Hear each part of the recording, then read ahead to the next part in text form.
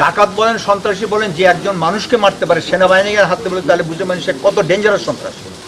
Lieutenant শহীদ তানজিম, এই নামটা আমার মনে হয় আমাদের বাংলাদেশের ইতিহাসে এবং সেনাবাহিনীর ইতিহাসে স্বর্ণাক্ষরে লেখা থাকে। কেননা সে মারা গেছে on line of duty. On line of ডিউটিতে বলতে আমরা বুঝাই সে ইউনিফর্ম পরে অপারেশন করতে মারা গেছে। এটা একটা খুবই দুর্ঘটনার বিষয় এবং আমরা যে একটা এরকম একটা ফুল ফুটতে না ফুটতেই ফুলটা শেষ হয়ে গেল, এটা কিন্তু মেনে নেওয়া যায়। তবে এই পরিস্থিতি একটাই আমাদেরকে স্মরণ করিয়ে দেয় যে আমাদের দেশে এখনও অনেক অরাজকতা বিস্তার করছে। বিগত 15 বছরের দুঃশাসনে ফল হচ্ছে এই আমাদের বর্তমান পরিস্থিতি।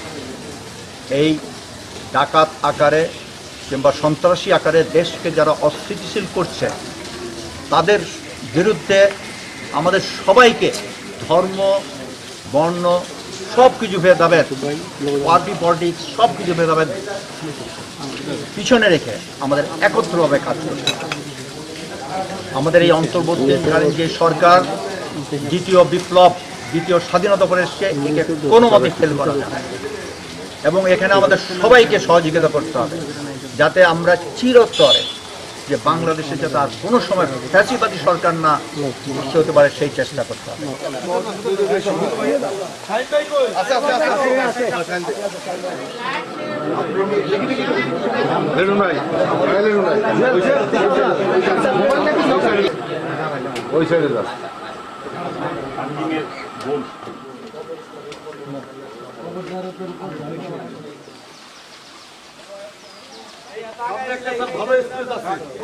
কথা বললে ভালো,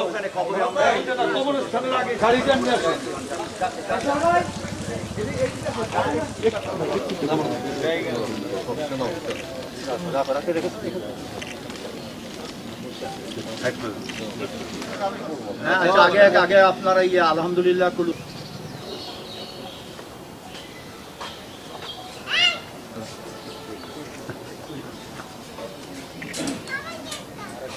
ربنا ظلمنا انفسنا ان لم تغفر لنا وترحمنا لنكونن يا رحمن يا رحيم يا ستير يا شافي يا